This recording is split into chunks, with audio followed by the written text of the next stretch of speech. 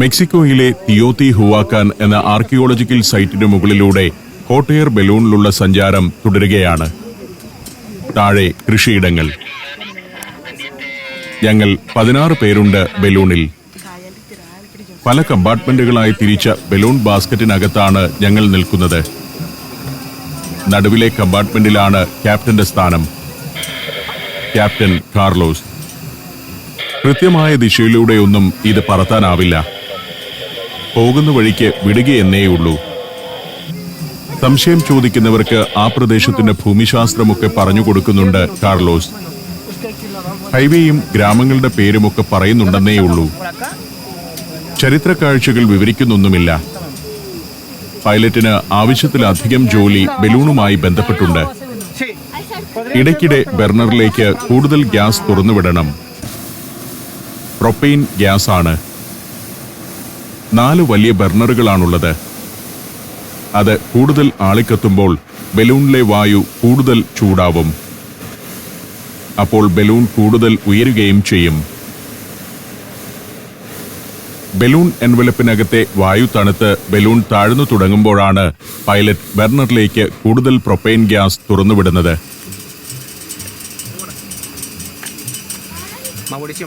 Walkie ടോക്കിയിലൂടെ ground സ്റ്റാഫുമായും മറ്റു ബലൂണുകളിലെ പൈലറ്റുമാരുമായും ബന്ധപ്പെട്ടുകൊണ്ടിരിക്കുന്നുണ്ട് Carlos. എവിടെയാണ് land ചെയ്യേണ്ടത്, മറ്റു ബലൂണുകളുടെ ദിശ എന്നിങ്ങനെയുള്ള കാര്യങ്ങൾ. ഈ കാഴ്ചകളൊക്കെ കണ്ടും മുഴുവനായും ചിത്രീകരിച്ചും നിൽക്കുകയാണ് ഞാൻ. 1.5 മണിക്കൂറോളമായി ഞങ്ങൾ ബലൂണിൽ പറക്കാൻ തുടങ്ങിയിട്ട്. ഇനി താമസിയാതെ ഇറങ്ങുകയാണ്. താഴെ മേൽക്കൂര ഭാഗികമായി തകർന്ന ചില ഫാക്ടറി കെട്ടിടങ്ങളോ കാർഷിക ഉൽപ്പന്നങ്ങളുടെ ഗോഡൌണോ കാണാം. അതിനടുത്തായി ത്രികോണാകൃതിയിലുള്ള ഒരു ചെറു തടാകം. അതിന് നടുവിൽ വൃത്താകാരമുള്ള ഒരു കെട്ടിടം. ക്യാമ്പസ് ട്രേ എന്ന ക്ലബ്ബാണത്. നേരത്തെ അതിനു മുകളിലൂടെ ഞങ്ങൾ ഒന്ന് പറന്നിരുന്നു. വേറൊരു ഭാഗത്ത് കർഷകർ കൃഷിയിടത്തിൽ തീയിട്ടിരിക്കുന്നു.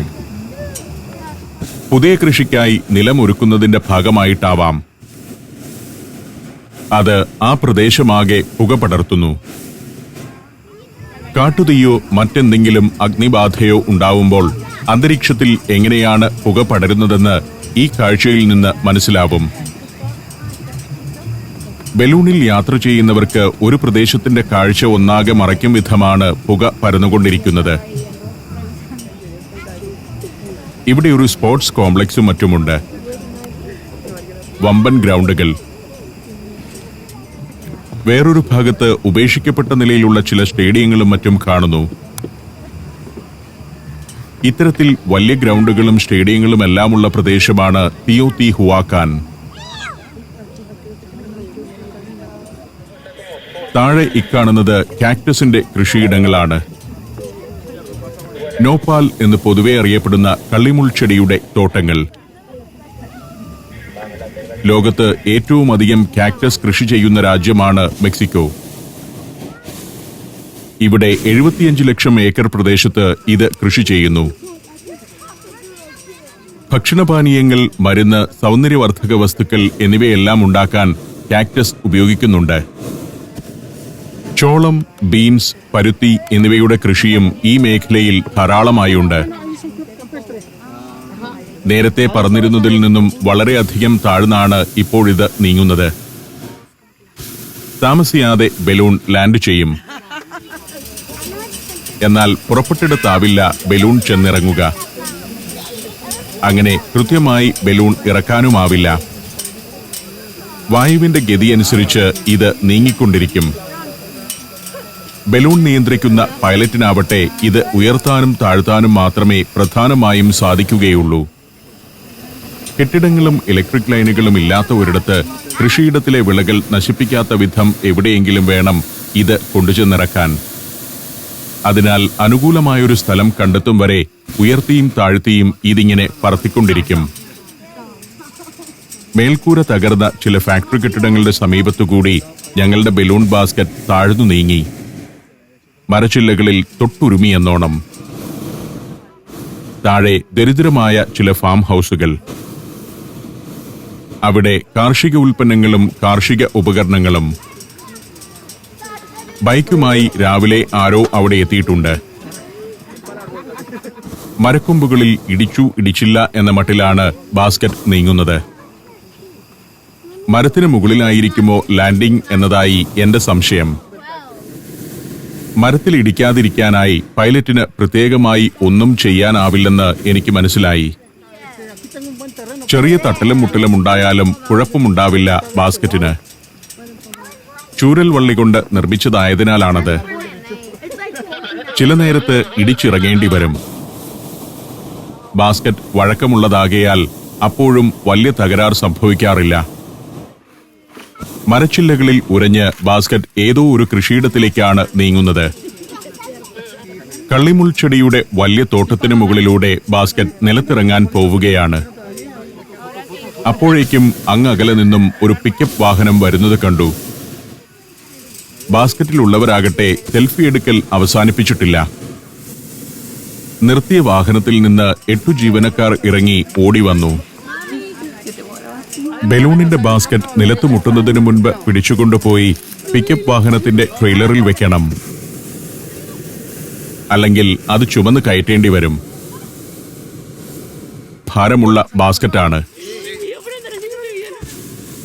8 പേരും ചേർന്ന് ബാസ്ക്കറ്റ് വലിച്ചുകൊണ്ട് പോവുകയാണ്. പാതയുള്ള ഇടം വരെ മാത്രമാണല്ലോ പിക്കപ്പ് വാഹനം വരിക. അതിനടുത്തുവരെ ബലൂണിനെ ഇവർ ഇങ്ങനെ വലിച്ചുകൊണ്ടു പോകും. ബലൂണും ഞങ്ങളും നീങ്ങുന്നതിന്റെ നിഴൽ രൂപം പാടത്ത് കാണാം. ഓരോ ബലൂണിനും വേണ്ടി 10ഓളം ജോലിക്കാരുണ്ടാവും. നല്ല വൈദഗ്ധ്യമുള്ളവരാണ് ഇവരെന്നതിനാലാണ് വിക്കർ ബാസ്ക്കറ്റും ബലൂണും ഇങ്ങനെ അനായാസം എന്നോണം കൊണ്ടുപോകാൻ കഴിയുന്നത്. പലപ്പോഴും ബാസ്ക്കറ്റ് നേരെ നിലത്തു ചെന്നിറങ്ങുകയാണ് പതിവ്. ഞാൻ തുർക്കിയിലെ കപ്പഡോക്കിയയിൽ ബലൂണിൽ സഞ്ചരിച്ചപ്പോൾ യാത്രാവസാനം അതൊരു കൃഷിയിടത്തിലാണ് ചെന്നിറങ്ങിയത്. പിന്നീടത് വാഹനത്തിലേക്ക് വലിച്ചു കയറ്റുകയായിരുന്നു. പൈലറ്റിനെ കൂടാതെ 10ഓളം ജീവനക്കാർ വേണം ബലൂൺ ഉയർത്തിവിടാനും നിലത്തിറക്കാനുമൊക്കെ. ഇവരെല്ലാം ഈ ഗ്രാമത്തിലുള്ളവർ തന്നെയാണ്. ബലൂൺ സഫാരി ഇവിടെ ധാരാളം ആളുകൾക്ക് തൊഴിൽ ലഭ്യമാക്കുന്നുണ്ട്. ഗ്രൗണ്ട് സ്റ്റാഫ് ഒരു വിധത്തിൽ ബാസ്ക്കറ്റ് നിയന്ത്രിച്ച് പിക്കപ്പ് വാഹനത്തിന്റെ പിറകിൽ കൊണ്ടുചെന്ന് കയറ്റി. ഞങ്ങളെ അതിനകത്തിരുത്തിക്കൊണ്ട് തന്നെ. ബലൂണിലെ ചൂടുവായു തന്നെയാണ് വിക്കർ ബാസ്ക്കറ്റിനെ ഇതുവരെ ഉയർത്തി നിർത്തിയത്. ബാസ്ക്കറ്റ് കൃത്യമായി തന്നെ ട്രെയിലറിൽ കൊണ്ടുചെന്നു വച്ചു. വലിയൊരു പുൽമൈതാനത്തിന് നടുവിലാണ് വണ്ടി നിൽക്കുന്നത്. അടുത്തതായി ബലൂണിന്റെ എൻവലപ്പിലെ വായു ഒഴിവാക്കി അത് മടക്കിക്കെട്ടണം. കുറ്റിച്ചെടികളും മുള്ളുമുള്ള മൈതാനമാകയാൽ എൻവലപ്പ് നിലത്തു ചെന്ന് വീണാൽ അതിൽ തുളകളുണ്ടാവാൻ സാധ്യതയുണ്ട്. അത് തടയാൻ ഗ്രൗണ്ട് സ്റ്റാഫ് വലിയൊരു ഷീറ്റ് നിലത്ത് വിരിക്കുകയാണ്. കുറ്റിയും മുള്ളും പുല്ലുമെല്ലാം മൂടി ഒരു വിരിപ്പ്. എൻവലപ്പാണ് ബലൂണിന്റെ ഏറ്റവും പ്രധാന ഭാഗം. നൈലോൺ കൊണ്ടുള്ളതാണത്. എൻവലപ്പിൽ തുളയോ കീറലോ ഉണ്ടായാൽ ബലൂൺ ഉയരില്ല. അതിനാൽ വളരെ ശ്രദ്ധാപൂർവമാണ് അത് കൈകാര്യം ചെയ്യുക. കെട്ടഴിച്ച് എൻവലപ്പിലെ വായു ഒഴിവാക്കി അത് താഴേക്ക് വീഴ്ത്തുകയാണ്. ഞങ്ങൾ 16 യാത്രക്കാരെയും ബാസ്ക്കറ്റും ഗ്യാസ് സിലിണ്ടറുമെല്ലാം ചുമന്ന് പീരനായി ആകാശത്തുകൂടി ഇത്രനേരം പറന്ന എൻവലപ്പ് അകത്തെ ചൂടുവായു ഒഴിവായതോടെ ദുർബലനായി താഴേക്ക് പതിക്കുന്നു. കാറ്റൊഴിഞ്ഞ അതിനെ ഇനി ചുരുട്ടിക്കെട്ടി ട്രെയിലറിൽ കയറ്റും. എൻവലപ്പാണ് ഹോട്ട് എയർ ബലൂണിന്റെ ജീവൻ. ഉള്ളിലുണ്ടായിരുന്ന ചൂടുവായു ഒഴിഞ്ഞതോടെ അത് വലിയൊരു തുണിസഞ്ചി മാത്രമായിരിക്കുന്നു. എൻവലപ്പിന് മുകളിൽ മധ്യത്തിലായി വൃത്താകാരമുള്ള ഒരു ദ്വാരമുണ്ട്. അത് തുറന്നാണ് അകത്തുള്ള ചൂടുവായു പുറത്തു കളയുന്നത്. ഒരു ചരട് വലിച്ച് താഴെ നിൽക്കുന്ന പൈലറ്റിന് തന്നെ അത് തുറക്കാനാവും. പറന്നുകൊണ്ടിരിക്കുമ്പോൾ ആ ദ്വാരം തുറക്കാറില്ല. ബലൂൺ താഴ്ത്താനാണ് നിയന്ത്രിതമായി അത് തുറക്കുക.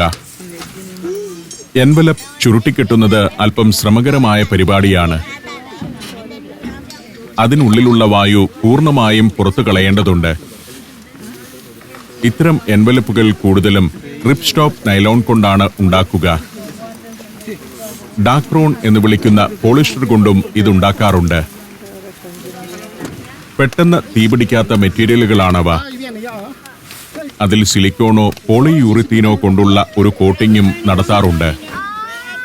Alaska, Romania, Austria, Slovakia, Phuket 5 രാജ്യങ്ങളിൽ നിന്നുള്ള അപൂർവ സുന്ദരമായ അനേകം കാഴ്ചകൾ.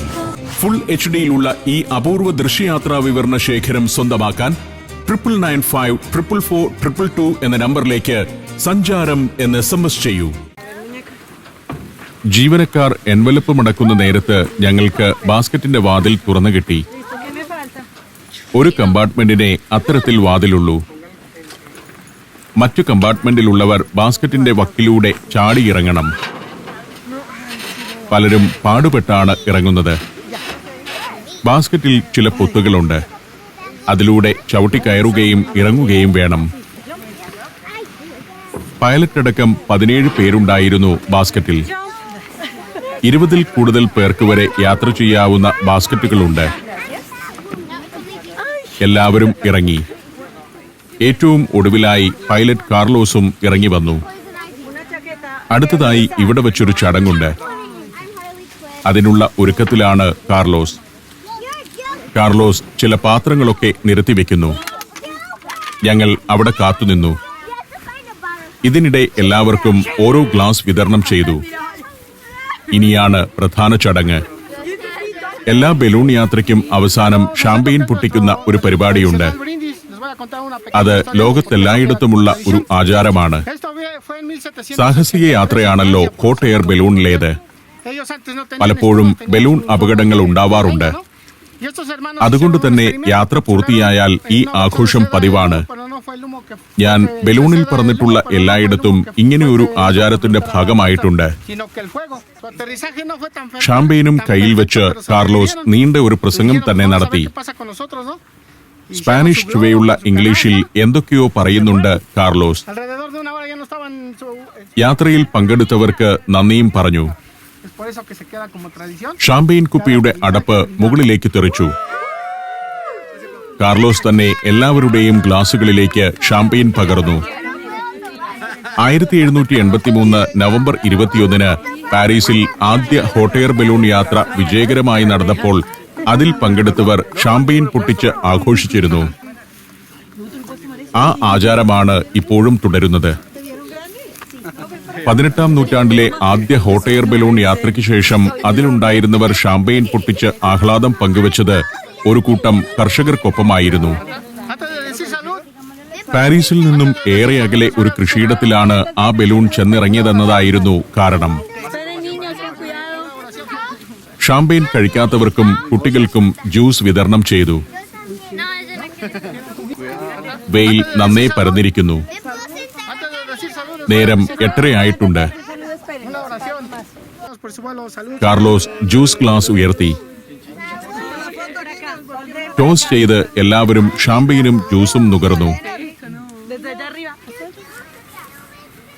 പിക്കപ്പ് വാഹനം വിക്കർ ബാസ്ക്കറ്റും എൻവലപ്പും കൊണ്ടുപോകാൻ റെഡിയായി നിൽക്കുന്നു. ഗ്രൗണ്ട് സ്റ്റാഫ് ഇപ്പോഴും എൻവലപ്പ് മടക്കുന്ന തിരക്കിലാണ്. കേടുപാടുകളൊന്നും കൂടാതെ അത് ചുരുട്ടിക്കെട്ടേണ്ടതുണ്ട്. ഒരു ബലൂണിനു വേണ്ടി 2 വാഹനങ്ങൾ വേണം. ബാസ്ക്കറ്റ് കൊണ്ടുപോകാൻ ട്രെയിലർ ഘടിപ്പിച്ച ഒരു പിക്കപ്പ് വാഹനം, ആളുകളെ കൊണ്ടുപോകാൻ ഒരു വാനും, 12ഓളം ജീവനക്കാർ വേറെ. യാത്രക്കാരായ 16 പേരുടെ പക്കൽ നിന്നും $170 വീതമാണ് ബലൂൺ റൈഡ് സംഘടിപ്പിക്കുന്ന കമ്പനി ഈടാക്കുന്നത്. അതായത് ഒരു പറക്കലിലൂടെ 2 ലക്ഷത്തോളം രൂപ ഇവർ സമാഹരിക്കുന്നു. അതിൽ നിന്നും പല കമ്മീഷനുകളും മറ്റും നൽകേണ്ടി വരും. ഞാൻ ഓൺലൈനായാണ് ബുക്ക് ചെയ്തത്. അവിടെയും കമ്മീഷൻ നൽകേണ്ടി വരും. രാവിലെ 2 മണിക്കൂർ കൊണ്ട് ഇവർ 2 ലക്ഷത്തോളം രൂപ നേടിക്കഴിഞ്ഞു. ഞങ്ങൾ പിക്കപ്പ് വാനിൽ കയറി യാത്ര തുടങ്ങി. വരണ്ട കൃഷിയിടത്തിന് നടുവിലൂടെയുള്ള മൺപാത. ഇനി ഞങ്ങൾ ഹോട്ട് എയർ ബലൂൺ റൈഡ് നടത്തുന്ന വൊളാരെ കമ്പനിയുടെ മൈതാനത്തേക്കാണ് പോകുന്നത്. അവിടെ ബ്രേക്ക്ഫാസ്റ്റ് ഉണ്ട്. അത് കഴിച്ച ശേഷം എനിക്ക് തിയോത്തി ഹുവാക്കാൻ ആർക്കിയോളജിക്കൽ സൈറ്റിലേക്ക് പോകണം. മെക്സിക്കോയുടെ ഉൾനാടൻ കൃഷിയിടങ്ങളും അവിടുത്തെ കാഴ്ചകളുമാണ് ഈ യാത്രയിൽ ഞാൻ കണ്ടുകൊണ്ടിരിക്കുന്നത്. ഇതാണ് മധ്യ മെക്സിക്കോയുടെ ഉൾനാട്ടിലെ കാഴ്ച. വടക്ക് ഭാഗവും ഇങ്ങനെ തന്നെയാണ്. എന്നാൽ തെക്കോട്ട് പോകും തോറും കേരളത്തിലേതിന് സമാനമായ പ്രകൃതിയും കൃഷിയിടങ്ങളുമാണ് കാണുക. ഒരു കാർഷികാനുബന്ധ ഫാക്ടറിയുടെ കോമ്പൗണ്ടാണ് വലതുവശത്ത്.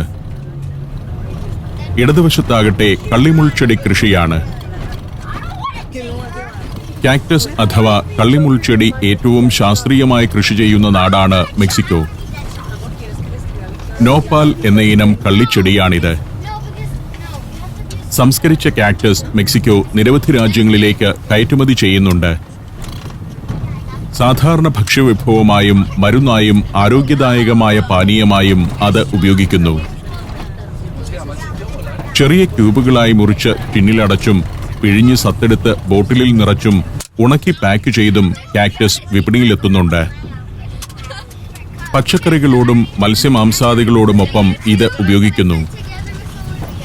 സലാഡിൽ മുതൽ ബിസ്ക്കറ്റിൽ വരെ കാക്ടസ് ചേരുവയാണ്. മെക്സിക്കൻ സ്ട്രീറ്റ് ഫുഡിൽ പോലും വിവിധ കാക്ടസ് വിഭവങ്ങൾ ഉൾപ്പെടുന്നുണ്ട്. പാഴ്നിലത്ത് പാഴ്ചെടി പോലെ വളരുകയാണെന്ന് തോന്നുമെങ്കിലും മെക്സിക്കോക്കാർ വളരെ ശ്രദ്ധാപൂർവം നടത്തുന്ന കൃഷിയാണിത്. സ്പെയിൻകാരുടെ വരവിന് മുൻപ് തന്നെ കാക്ടസ് മെക്സിക്കോയിൽ വലിയ തോതിൽ കൃഷി ചെയ്തിരുന്നു.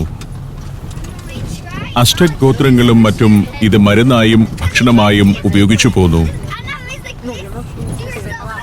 ഹൈവേയിൽ നിന്നും ഏറെ അകലെയാണ് ബലൂൺ ഇറങ്ങിയത്. അതിനാൽ പല വഴികളിലൂടെ കുറച്ചു ദൂരം പോകാനുണ്ട്. പാതയുടെ ഇരുവശത്തും കാക്ടസ് പാടങ്ങളാണ്. ഈ രാജ്യത്തിന്റെ ദേശീയ പതാകയിൽ പോലും ഇടം പിടിച്ചിട്ടുള്ള സസ്യം. ഭക്ഷ്യാവശ്യങ്ങൾക്കും പരിസ്ഥിതി സൗഹാർദ്ദപരമായ പാക്കിംഗ് സാമഗ്രികളുടെ വ്യവസായത്തിനും വരെ ഉപയോഗിച്ചു വരുന്നുണ്ട് ഈ സസ്യം. ഫൈബർ, കാൽസ്യം, പൊട്ടാസ്യം എന്നിവയാൽ സമ്പുഷ്ടമാണ് കാക്ടസ്. ഇവിടെ വെച്ച് ഒരു ഹൈവേയെ ക്രോസ് ചെയ്യുകയാണ്. നേരത്തെ ബലൂൺ ബാസ്ക്കറ്റിൽ നിന്ന് ഞാൻ ഈ മേൽപ്പാലവും ഹൈവേയും കണ്ടിരുന്നു. ഹൈവേ നമ്പർ 1320 ആണ് താഴെ. ഒരു പ്രധാന ഹൈവേയാണ്. വൈവിധ്യമാർന്ന ഭക്ഷ്യവിഭവങ്ങളാണ് മെക്സിക്കോക്കാർ കാക്ടസ് കൊണ്ടുണ്ടാക്കുന്നത്. രക്തത്തിലെ കൊളസ്ട്രോളിന്റെയും ഗ്ലൂക്കോസിന്റെയും അളവ് കുറയ്ക്കുന്ന മികച്ച ഭക്ഷ്യപദാർത്ഥമാണിത്. വലിയ കൃഷിയിടങ്ങൾ, മൊത്തത്തിൽ വരണ്ട ഭൂമിയാണ്. ഇവിടെ കാക്ടസ് തഴച്ചു വളരാനുള്ള കാരണവും മണ്ണിന്റെ പ്രത്യേകതയാവാം. ചെറിയ ഫാക്ടറികൾ, ഗോഡൌണുകൾ, പ്ലാസ്റ്റർ ചെയ്യാത്ത കെട്ടിടങ്ങളാണ് കൂടുതലും. ഇവിടെ കുറേയേറെ കാറുകൾ പാർക്ക് ചെയ്തിട്ടുണ്ട്. ഇന്നിവിടെ നടക്കുന്ന മാരത്തണിൽ പങ്കെടുക്കാൻ വന്നവരുടെ വാഹനങ്ങളാണ്. മെക്സിക്കോ സിറ്റിയിൽ നിന്നെത്തിയവരാണ് കൂടുതലും. ലാ റൂട്ട ഡെൽ സോൾ എന്ന മാരത്തണാണ് നടക്കുന്നത്. The route of the sun എന്നാണ് ആ പേരിനർത്ഥം. രാവിലെ 7 മണിക്ക് ഇവിടെ നിന്നും മാരത്തൺ ആരംഭിച്ചതാണ്. 21 കിലോമീറ്ററാണ് ദൈർഘ്യം. 5 കിലോമീറ്റർ, 10 കിലോമീറ്റർ എന്നിങ്ങനെയുള്ള ദൂരങ്ങളിലും മത്സരമുണ്ട്.